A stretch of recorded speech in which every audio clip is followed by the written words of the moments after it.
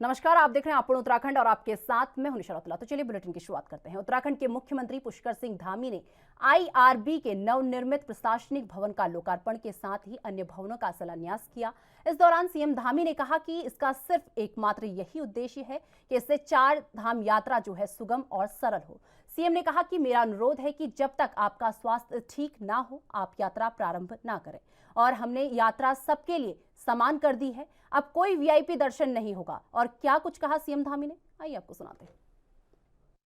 मेरी भी बड़ी इच्छा थी कि दिसंबर माह में इसका लोकार्पण हो जाए। हमारे डीजीपी साहब भी बहुत चाहते थे, लेकिन अपर सचिव गृह के रूप में आप भी उपस्थित रहेंगी इस कार्यक्रम में, बाकी तो सब लोग रहते तो ये कार्यक्रम उस समय नहीं हो पाया। आज इसका लोकार्पण हो रहा है और साथ में शिलान्यास भी हो गया।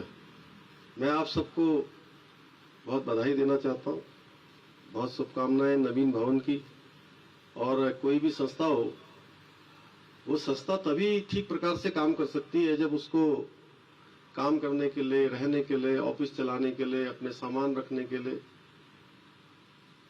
यानी कि सर छिपाने के लिए जब अच्छा स्थान होगा। सब कोई भी इंप्रेशन पूरे देश के अंदर हमारे यहाँ से जाएगा, दुनिया के अंदर जाएगा। अभी आप देख रहे होंगे 2 दिन पहले क्या हुआ। 2 दिन, 3 दिन, 4 दिन पहले एक वीडियो पड़ गया, और उस वीडियो के कारण से कि 4 धाम यात्रा में इतनी अव्यवस्था हो गई है, इतना गड़बड़ हो गया है, वो सारे देश में चर्चा होने लगी। जबकि हकीकत ये नहीं है। सच्चाई ये है कि पिछले 2 महीने से लगातार, और उससे पहले से भी, हमारे सभी शासन के लोग, प्रशासन के लोग, हम लोग लगातार उसकी मॉनिटरिंग कर रहे हैं, लगातार देख रहे हैं। लेकिन इस बार क्या है कि इस बार जो हमारी यात्रा चली है, वो यात्रा पिछले 2 सालों से चल नहीं पा रही थी। और 2 सालों से यात्रा नहीं चलने के कारण से लोग घरों में अपने रुक गए, बाहर नहीं निकल पाए। अब सबको लगता है कि उत्तराखंड जाना है। अब 21 लोगों की डेथ हो गई सब मिला के। अब वो मीडिया में आने लगा। मीडिया बंधु भी यहाँ है, मेरी बात सुन रहे होंगे। थोड़ा आप सब लोगों से मेरा निवेदन है कि जो बात हमारी सही हो, वो बात पूरे देश में जानी चाहिए, दुनिया में जानी चाहिए। एक भी आदमी यात्रा में भगदड़ के कारण से किसी का भी उसमें कैजुअलिटी नहीं हुई है। जितने लोगों को भी कैजुअलिटी हुई है, वो सारी की सारी या तो पहले से कोई मेडिकल प्रॉब्लम है, या आप जानते हैं पहाड़ों में एकदम से चढ़ते हैं तो कई बार सामान्य व्यक्ति भी जो है उसको भी परेशानी हो जाती है, सांस लेने में परेशानी होती है, ऑक्सीजन की कमी होती है, तमाम चीजें तो उसके कारण से हो गई। लेकिन माहौल, थोड़ा एटमॉस्फेयर ऐसा बन गया। और मैं ये भी कहूंगा कि जिन लोगों को रजिस्ट्रेशन अभी, चूंकि थोड़ा अभी कोशिश कर रहे हैं कि थोड़ा उसको यात्रा को सुव्यवस्थित करें, व्यवस्थित करें। उसमें वो लोग जिनकी अभी थोड़ा शारीरिक रूप से या स्वास्थ्य कारणों से परेशानी है, तो ऐसी समय में जब यात्रा बिल्कुल चरम पर है, तो वो तभी यात्रा करें जब आगे सारी व्यवस्थाएं हो जाए। अन्यथा हो क्या रहा है कि अब देखिए, यहाँ से इतना आसान हो गया है कि आप ऋषिकेश से 6 घंटे 7 घंटे में सीधे यहाँ से बद्रीनाथ पहुंच जा रहे हैं। अभी तक रास्ते में रुकावट कुछ थी नहीं। लेकिन मैं तो आप लोगों से कहूंगा, जो भी व्यवस्था देख रहे हैं, अभी थोड़ा हमको इसको, जो हमारा एक नियम है, उसको कड़ाई से 4 धाम यात्रा पर पहुंचने वाले यात्रियों ने इस बार सारे रिकॉर्ड तोड़ दिए हैं। आपको बता दें कि बढ़ चढ़कर लोगों ने इस बार 4 धाम यात्रा के लिए रजिस्ट्रेशन करवाया है। और केदारनाथ के कपाट खुलने के एक दिन पहले ही करीब 20,000 से अधिक लोगों ने दर्शन के लिए पहुंचे थे। सीएम धामी ने 4 धाम यात्रा पर अपने आने वाले सभी लोगों से अपना स्वास्थ्य प्रशिक्षण कराने की अपील की है। उन्होंने कहा, मैं सभी से अपील करता हूं कि जब पूरी तरह से स्वस्थ हो तभी यात्रा शुरू करें। साथ ही सीएम ने बताया कि पहले से ही समय में वीआईपी श्रेणी के दर्शन होते थे, लेकिन अब यहां कोई वीआईपी नहीं होगा। यात्रियों की सुरक्षा को ध्यान में रखते हुए सीएम योगी ने बताया कि प्रशासन और मंत्री 4 धाम की व्यवस्थाओं की निगरानी कर रहे हैं। कोरोना के चलते 2 साल बाद शुरू हुई ये यात्रा उनके लिए एक चुनौती है। देखिए, हमारा एकमात्र उद्देश्य है कि यात्रा सबके लिए अच्छी हो, सरल हो, सुगम हो। उसको लेकर हमने सभी से अनुरोध किया है कि जब तक अपने स्वास्थ्य का ठीक प्रकार से परीक्षण न कर लें, ठीक प्रकार से उनका स्वास्थ्य ठीक मतलब अवस्था में न हो, एक तो मैं सभी से अपील करता हूं कि वो यात्रा प्रारंभ न करें। दूसरा, जो ये दर्शन के लिए अलग से जो वीआईपी विशिष्ट श्रेणी की यात्राएं, दर्शन, वो सारा का सारा हमने सभी के लिए एक समान कर दिया है। सभी लोग एक तरीके से दर्शन करेंगे, कोई वीआईपी। विश्व प्रसिद्ध चारधाम यात्रा पर जाने वाले श्रद्धालुओं की सुविधा के लिए एसडीआरएफ ने पुलिस चौकी 22 और भद्रकाली में ऑफलाइन रजिस्ट्रेशन की सुविधा शुरू की है। इस सुविधा के शुरू होने से अब श्रद्धालुओं को ऑनलाइन रजिस्ट्रेशन कराने के लिए घंटों लाइन में लगने की जरूरत नहीं पड़ेगी। एसडीआरएफ के अधिकारियों ने बताया कि उत्तराखंड में पुलिस महानिदेशक अशोक कुमार के निर्देश पर चारधाम यात्रा पर जाने वाले श्रद्धालुओं की यात्रा को सुगम बनाने के लिए एसडीआरएफ को ऑफलाइन रजिस्ट्रेशन कराने के निर्देश मिले हैं, जिसको लेकर पुलिस चौकी 82 और भद्रकाली के पास एसडीआरएफ की टीम ने ऑफलाइन रजिस्ट्रेशन के लिए 2 काउंटर खोल दिए हैं। जो श्रद्धालु ऑनलाइन रजिस्ट्रेशन नहीं करवा पा रहे, वो चारधाम यात्रा के लिए बद्रीनाथ और गंगोत्री मार्ग पर ऑफलाइन रजिस्ट्रेशन करा सकते हैं और अपने गंतव्य तक जा सकते हैं।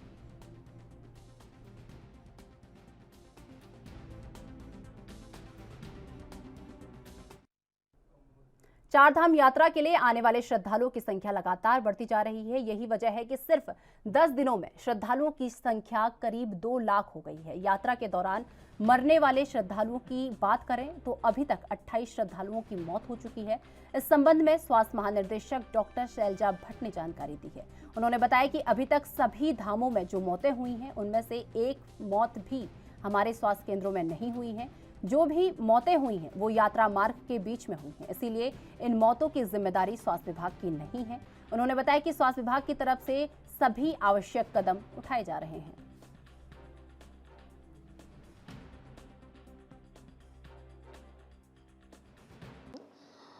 हालांकि डेथ हुई है, पर ये डेथ कोई भी हमारे अस्पतालों में नहीं हुई है। ये ऑन रूट डेथ हो रही है और ऑन रूट सडन डेथ हो रही है। हमारे जहाँ तक अस्पतालों का सवाल है, अस्पतालों में हमारे चिकित्सक और हम लोगों ने जो यात्रा रूट में अपने कैंप्स बनाए हैं, वहाँ पर सभी सुविधाएं उपलब्ध हैं। लेकिन ये अनफॉर्चुनेट पार्ट ये हो रहा है कि ये लोग यात्रा रूट में या कोई होटल में रुक रहा है, हेलीकॉप्टर से उतर रहा है और तुरंत डेथ हो जाए। ये हमारे लिए भी थोड़ी सहज स्थिति नहीं है कि हम रूट में किसी की डेथ हो रही है तो उसको हम कैसे हेल्प कर सकते हैं, क्योंकि रूट पे डेथ हो रही है। हमारे अस्पतालों की सुविधाओं के कारण मौतें नहीं हो रही हैं, ये बात मैं स्पष्ट करना चाहती हूँ।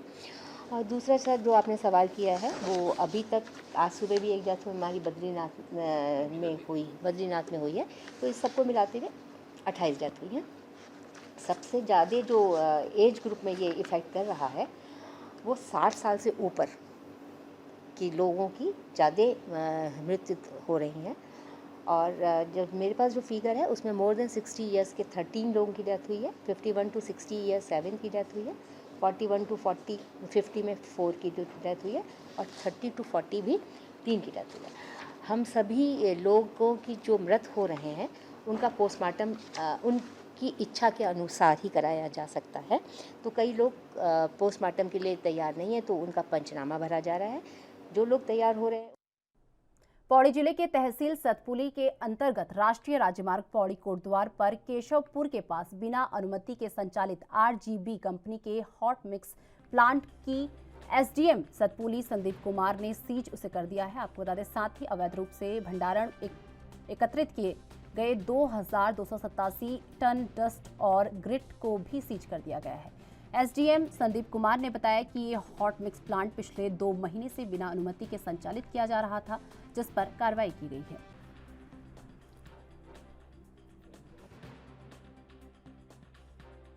अधिकारी के द्वारा दिए गए निर्देशों के क्रम में आज तहसील सतपुली के केसरपुर गांव में स्थित हॉट मिक्स प्लांट जो आरजीबी का है उसका औचक निरीक्षण किया गया। निरीक्षण के दौरान पाया गया कि यह हॉट मिक्स प्लांट बिना अनुमति के संचालित है। अतः इसको आज ही हमने सीज कर दिया है तथा इसके पास में लगभग 2287 टन का अवैध भंडारण भी पाया गया है, जिसको हमने सीज किया है। तो तथा इसमें बढ़ती नशाखोरी को नियंत्रित करने को लेकर डीएम नरेंद्र सिंह भंडारी ने बैठक की है। आपको बता दें, बैठक के दौरान जिलाधिकारी ने उप जिलाधिकारियों, पुलिस क्षेत्राधिकारियों और तहसीलदारों को नशे में लिप्त लोगों का चिन्हीकरण करने के निर्देश दिए हैं। साथ ही मुख्य शिक्षा अधिकारी जितेंद्र कुमार सक्सेना को निर्देशित करते हुए कहा कि जिले में शिक्षण संस्थानों के आसपास असामाजिक तत्वों की सूचना संबंधित उप जिलाधिकारी, पुलिस के अधिकारियों और तहसीलदार को उपलब्ध कराएं। और डीएम ने नशे में लिप्त लोगों के खिलाफ शिकायत दर्ज करने के लिए हेल्पलाइन भी शुरू कर दी है।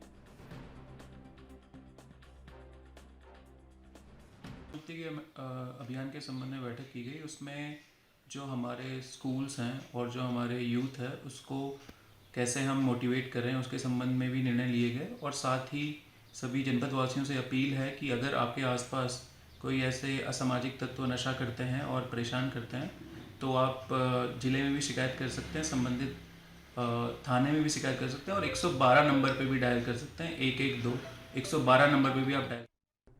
एमडीडीए की कारगुजारियां किसी से छुपी नहीं है। ऐसा ही विकासनगर में भी देखने को मिला है, जहां न्यायालय के स्टे के बावजूद एमडीडीए की टीम ने एक निर्माणाधीन व्यावसायिक भवन के एक हिस्से को ढहा दिया।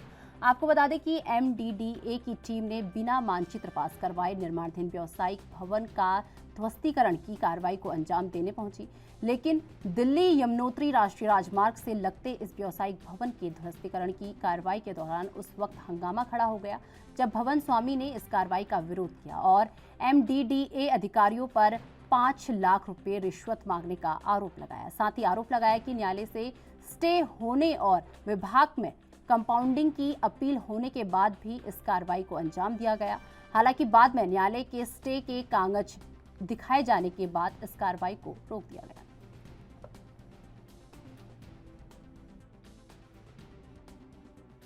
सर मैंने इस पे स्टे ले रखा है और कंपाउंड में नक्शा भी डाल रखा है। सर एई साहब को मैंने बोला भी कि 10 मिनट रुक जाओ, मुझे 10 मिनट का टाइम नहीं दिया जा रहा। सर इन्होंने मुझे बोला था कि मुझे 5 लाख रुपए दे दो, मैं इसको रुकवा दूंगा। 5 लाख एई साहब ने मुझे बोला है कि अगर आप मुझे 5 लाख रुपए दे देते हो मैं इसको रुकवा दूंगा। सर मेरे पास पैसे नहीं हैं।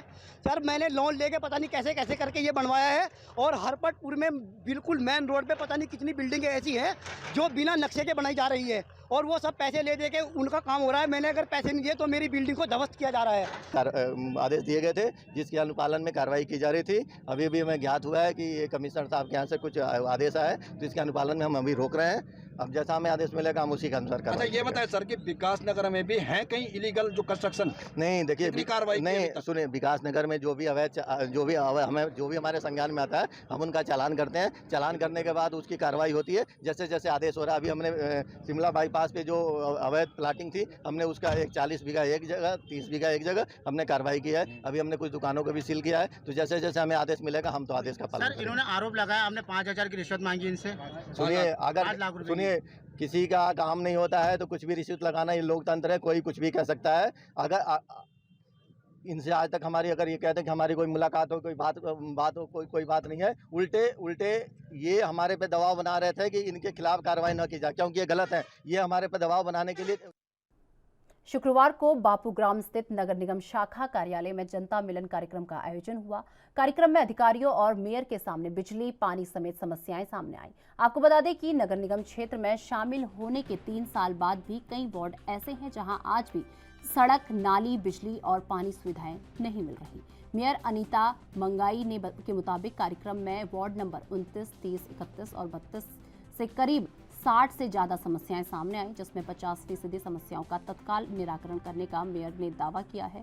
आपको बता दें अन्य समस्याओं से संबंधित विभागों के अधिकारियों को सप्ताह में समाधान करने के निर्देश दिए हुए हैं।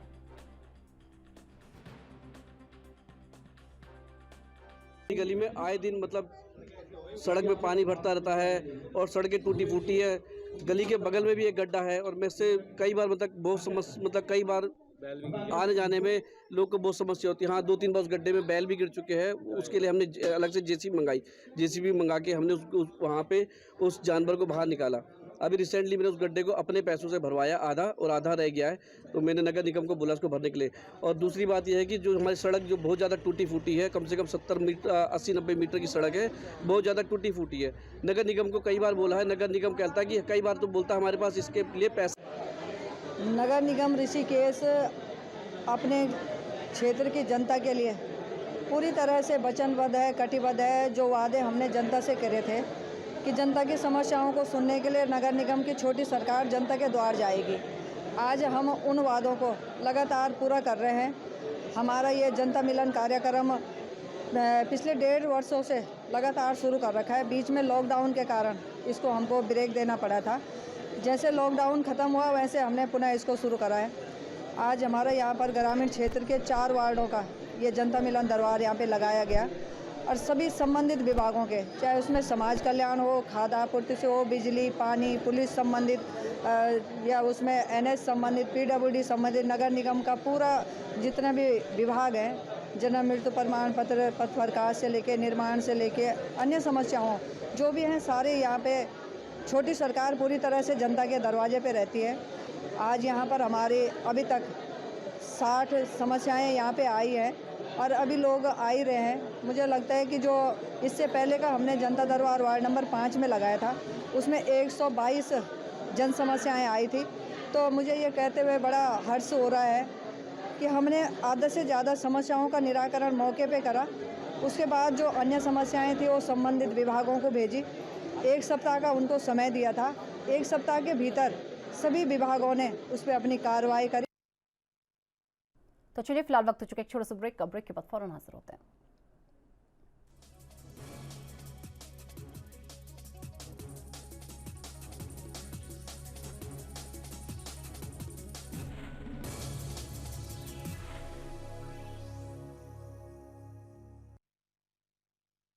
तो ब्रेक के बाद फिर से आपका स्वागत है। रुक कर लेते हैं अपनी अगली खबर का। हल्द्वानी के लोगों को नगर निगम की अनदेखी का खामियाजा भुगतना पड़ रहा है। अभी बरसात का सीजन दूर है, लेकिन नगर निगम के नालों की सफाई न होने और नालों में अतिक्रमण होने से थोड़ी देर की बारिश में नाला जाम हो गया, जिससे दर्जनों गोदामों में गंदा पानी भर गया और दुकानदारों का लाखों का सामान खराब हो गया, जिसके बाद प्रभावित दुकानदारों ने नगर निगम पर अनदेखी का आरोप लगाया।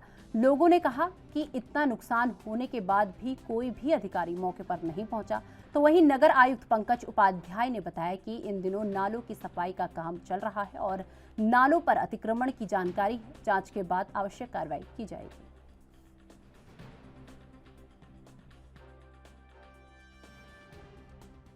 और एक नाला बहता है, पीछे एक बड़ा नाला बहता है सोसाइटी से बिल्कुल पीछे लगा हुआ, जिसमें ऊपर रामलीला ग्राउंड से लेके पूरा बनबुलपुरा का उधर का पानी आता है। तो उस नाले के ऊपर लोगों ने अवैध निर्माण कर रखे हैं, बिल्कुल पक्के अवैध निर्माण, 2-2 मंजिल मकान बना रखे हैं। वहीं नगर निगम यहाँ पे अवैध निर्माणों पर लगातार कार्रवाई कर दी है, उसके बावजूद कोई कार्य नहीं हो रहा है। वो पता वो नाले के ऊपर क्या कार्रवाई हो रही है वो तो नगर आयुक्त को ही आजकल वो लगे हुए हैं, उन्हीं को ज़्यादा पता होगा। कितना नुकसान हुआ है आपको? मेरा अभी तो आप अनुमान है 50,000 का हुआ है। अभी भी हम लगे पड़े हैं, सफाई कर रहे हैं, बाकी आप देख ही सकते हैं ये सब। ये अतिक्रमण का बहुत ही ज्यादा, जब भी बारिश आती है अक्सर पानी यहाँ भर जाता है। इसमें कोई भी कोई सी कार्रवाई ही नहीं करता है कि यहाँ कोई कार्रवाई होती हो। वहीं नगर निगम द्वारा अतिक्रमण हटाया जा रहा है, लगातार अतिक्रमण पे कार्य भी किए जा रहे हैं। क्या आप लोग यहाँ कोई सुनवाई नहीं है भाई साहब। कितना नुकसान हो चुका है आपको अभी? 4 से 5 लाख रुपए। सर हमारा तो नुकसान बहुत ही हो गया। ये पानी पूरा नाले का हमारे दुकान में ही घुस गया, पूरा अंदर जाके पूरा ग्राउंड में पानी हो रहा है, बिल्कुल एकदम बेहिसाब पानी है। रात 4 बजे तक हम सफाई करने में लगे रहे। एक बंदा हमारा साथ में मिलने वाला इसी नाले में ही गिर गया। वो तो मुकेश भट्ट जी थे हमारे सोमनाथ ट्रांसपोर्ट वाले, उन्होंने खींच लिया, पकड़ के ऊपर उठाया, नहीं तो बेचारा इसी में चले जाता कल रात को ही। इतनी परेशानी थी। रविंद्र जोशी हमारा बेचारा सिकंदर जी, कोई नगर निगम कोई कार्रवाई, एक अधिकारी नहीं आए। यहाँ पे विभाग वालों ने वहाँ गए थे, अभी तक कोई अधिकारी यहाँ नहीं आया, अभी पहुंचा ही नहीं कोई भी। सर इसके बारे में कुछ नहीं कह सकता, तो आपको सामने दिख ही रहा है क्या चीज़ क्या बनी हुई है। ये वर्षा मानसून पूर्व बारिश हुई है, और अभी 1 हफ्ते पहले हमारा नालों की सफाई का टेंडर खुल गया और नालों की सफाई काम पूरा शुरू हो चुका है, और कार गोदाम से नीचे की ओर नालों की सफाई हो रही है। लेकिन चूंकि मानसून की पूर्व बारिश हुई है, अभी पूरे नालों की सफाई नहीं हो पाई है, तो निश्चित तौर पे कुछ नाले जो अभी सफाई नहीं जिनकी हुई है, उसमें जब पानी ज़्यादा आया तो उसमें कुछ कूड़े सड़कों पर फैले हैं, और आज प्रातःकाल से ही हमारे सभी कर्मचारी वहाँ पर लग चुके हैं और शाम तक पूरे शहर में सफाई कर दी जाएगी। एक विशेष प्रकरण आया है ये जो हमारा सोसाइटी की ज़मीन है जो हमारे मंगल पड़ाव में, वहाँ कोई दीवार टूटने की सूचना प्राप्त हुई है। दीवार टूटकर नाले का गंदा पानी कैंपस में आ गया है। तो अभी मेरे पास जानकारी मिली थी, मैंने अपने इंस्पेक्टर को भेजा है टीम के साथ, और अभी 1-2 घंटे के अंदर वहाँ भी सफाई कर दी जाएगी। और जो नाला वहाँ चौक हुआ, निश्चित तौर पर उस नाले में काफ़ी कूड़ा है। नाले के ऊपर से सफाई शुरू हो चुकी है। अगले 10 से 15 दिनों में सफाई कर दी जाएगी। मानसून से पूर्व सभी नालों की समुचित सफाई हो जाए, ऐसा काम हम कर रहे हैं। यह बात पूरी तरीके से सही है कि नाले की सीमा में, नाले की दीवारों तक में भी अतिक्रमण हुआ है, लेकिन अभी हमारी प्राथमिकता है नालों की सफाई करने का। और नालों पर नाले की सीमा में अतिक्रमण का विषय हम उसके पृथक से देखेंगे, क्योंकि वो बड़ा काम है। लोगों के 2-2, 3-3 मंजिला भवन बने हुए हैं, उसको हम पृथक से चिन्हीकरण कराएंगे और उसमें वैधानिक कार्रवाई। आम आदमी पार्टी के वरिष्ठ प्रदेश उपाध्यक्ष और कुमाऊं प्रभारी का जिम्मा मिलने के बाद पहली बार जनपद में पहुंचे बसंत कुमार का कार्यकर्ताओं ने फूलमालाओं को पहनाकर भव्य स्वागत किया। आपको बता दें कि प्रभारी बसंत ने कहा कि आपकी नीतियों से प्रभावित होकर बीजेपी और कांग्रेस के लोगों का आप में आने का सिलसिला लगातार जारी है। आप द्वेष भाव की राजनीति नहीं करती है, जिस कारण जनता का अपार स्नेह और प्रेम आपको मिल रहा है।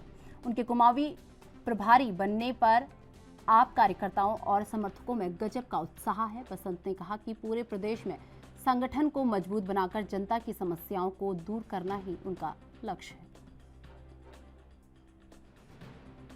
आम आदमी पार्टी समस्त जनता को साथ लेकर चलती है और उसका संगठनात्मक ढांचा बेहतर तरीके से काम करता है।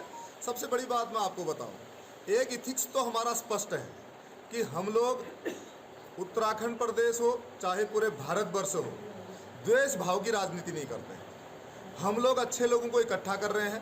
भारतीय जनता पार्टी और कांग्रेस में जो लोग असहज महसूस कर रहे हैं, अब वह बिल्कुल तुरंत गति से और तेज गति से आम आदमी पार्टी की तरफ बढ़ रहे हैं। और मैं शीर्ष नेतृत्व का धन्यवाद करता हूं कि उन्होंने हमको इतनी अच्छी जिम्मेदारी से नवाजा है। और मैं विश्वास दिलाता हूं कि इसमें हम उत्तराखंड प्रदेश में आम आदमी पार्टी को जो उसका अंतिम लक्ष्य है, उस लक्ष्य तक ले जाने के लिए पूरे मेहनत करेंगे, तत्परता से काम करेंगे। और लोगों का बहुत अच्छा स्नेह प्यार हमें मिल रहा है। और मैं कुमाऊं स्तर की बात करूं, कुमाऊं का मुझे प्रभार दिया गया है, तो कुमाऊं स्तर पर लोगों में, मेरे समर्थकों में और आम आदमी पार्टी के कार्यकर्ताओं में बहुत उत्साह का माहौल है। बहुत बेहतर तरीके से आगे की इस अपेक्षा के साथ कि हम आगे आने वाले चुनाव में बेहतर करके दिखाएंगे, इस अपेक्षा के साथ लोगों में उत्साह बना हुआ है। और एक बात है, किसी को 4 पेंशन मिले और किसी को 1 भी ना मिले, तो इसका तो हम कड़ा। आम आदमी पार्टी के वरिष्ठ नेता रविंद्र सिंह आनंद ने सहस्त्रधारा रोड पर मेयर सुनील उनियाल गामा द्वारा सड़क पर स्वास्तिक बनाए जाने पर प्रतिक्रिया दी है। उन्होंने कहा कि इस प्रकार सड़क पर स्वास्तिक का निशान बनाना हिंदू धर्म का अपमान है, क्योंकि इससे लोगों की धार्मिक भावनाओं को ठेस पहुंचती है। रविंद्र सिंह आनंद ने कहा कि मेयर आए दिन विवादों से घिरे रहते हैं। आप नेता ने बताया कि क्षेत्र के लोगों ने उनसे कूड़े के ढेर के पास स्वास्तिक निशान बने होने की जानकारी दी। रविंद्र ने बताया कि मैं इस पर कोई राजनीति नहीं करना चाहता, लेकिन जब बात धर्म की आती है तो किसी व्यक्ति को भी बख्शा नहीं जाएगा। कि नगर निगम द्वारा, महापौर के द्वारा, सुनील उनियाल गामा जी जो मेयर साहब हैं उनके द्वारा यहाँ पर एक स्वास्तिक बनवाया गया। मैं अपने सहयोगी से कहूँगा जरा इसको दिखाएंगे। और इस स्वास्तिक पर यहाँ पूजा की गई। ये सड़क का किनारा है, यहाँ से लोग निकल रहे हैं, यहाँ गंदगी है और नीचे आप कूड़ा भी देख सकते हैं। और इस पर बॉब कट चढ़ाई गई है। जब हम यहाँ पहुँचे तो हमने इसको रुकवाया और इस प्रकार का जो ये कुकृत्य महापौर जी के द्वारा किया गया है, ये बिल्कुल गलत है।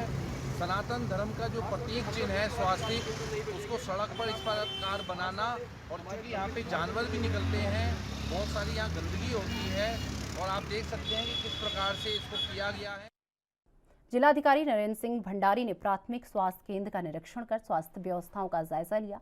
इस दौरान डीएम ने स्वास्थ्य केंद्र धौन के प्रभारी चिकित्सा अधिकारी से स्वास्थ्य केंद्र में आने वाले मरीजों को दी जा रही स्वास्थ्य सुविधाओं और उपचार के संबंध में जानकारी ली। चिकित्सा अधिकारी ने बताया कि चिकित्सालय में उनके अलावा एक फार्मासिस्ट और 2 अन्य कार्मिक तैनात हैं।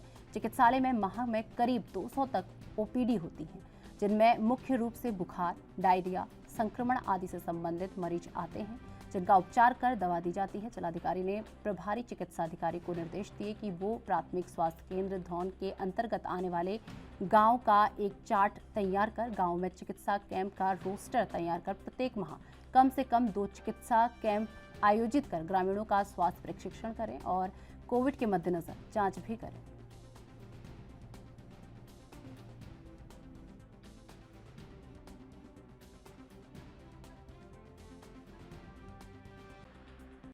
इसमें यहाँ पे पीएचसी डॉन का और हमारा जो स्कूल है जहाँ पे बूथ भी है, बूथ का निरीक्षण किया गया क्योंकि चुनाव भी हैं और चुनाव के दौरान चिकित्सा सुविधाएं भी अच्छी होनी चाहिए। जो टीम आएगी तो इसके लिए यहाँ पे इनको आवश्यक दिशा निर्देश दिए गए और जो पानी और उसकी पानी की प्रॉब्लम है मेजरली, उसके लिए तत्काल निर्देश दिए गए हैं और जो शौचालय की सुविधा की इश्यू है उसके लिए भी तत्काल निर्देश दिए गए हैं। तो आने वाले एक हफ्ते में तो फिलहाल इस बुलेटिन में बस इतना ही। मुझे दीजिए इजाजत।